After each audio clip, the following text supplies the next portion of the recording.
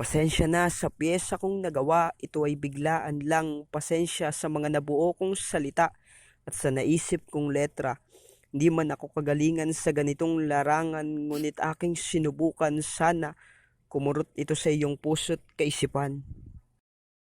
Pakaraan ang 3 buwan at mga lumipas na linggo at patuloy na pagtakbo ng segundo at mga oras na sa amin ay inilaan. Una, salamat sa pagpapayo at sa pagyakap. Salamat din sa pagtuturo at sa paggabay sa mga oras na hindi namin alam ang landas na aming nilalakbay. Sa bawat tintang naiukit sa panulat sa kwaderno, maraming salamat sa pagtuturo mo.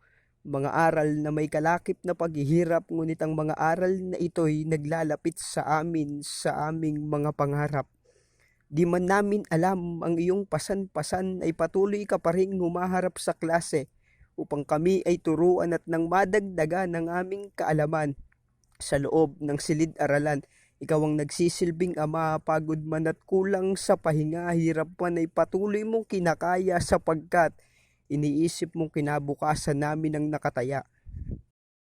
Kahit na ang ingay namin ay sumasabay sa tuwing kayo'y nagsasalita, kami yung inaalagaan at inaaruga, hindi man ganun kadali na humawak ng mag-aaral na higit sa 60, inaabaan ng pasensya at ito'y iyong kinakaya sa gabi. Ay puyat at ang kamay ay pagod na sa kasusulat. Masiguro lamang na ang mga aralin ay planchado sa pagtuturo at pagharap. Mahirap sa isang banda ang magkalayo ang mag-aaral at ang guro niya sapagkat kung minsan kami ay napamahal na.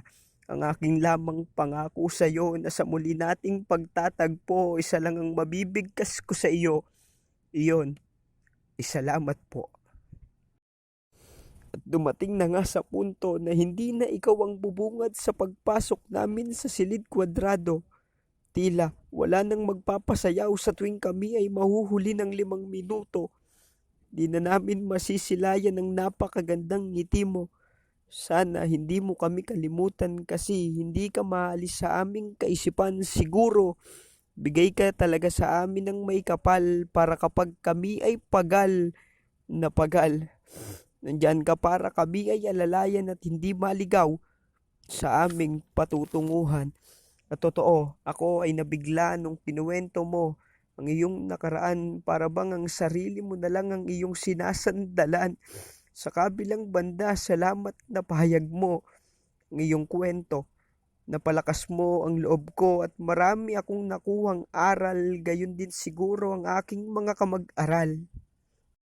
Sir, Tay, Di, kung ano man ang tatahakin mong landas, sana magtagumpay ka at higit sa lahat, ikaw ay maging ligtas. Ang aking tanging hiling sa may kapal, ibiyaya ka pa ng matagal, bigyan ka pa ng mahabang buhay upang marami ka pang maturuan at magabayan at mapalakas ang loob ng kagaya kong kabataan.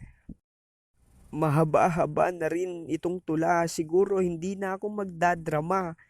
Siguro sa kwarto mo ay bahana sa pamamagitan ng iyong pagluha. Sa huling pagkakataon, pwede ko ba ulitin ang isang salita? Salamat sapagkat ikaw ay aming naging pangalawang ama.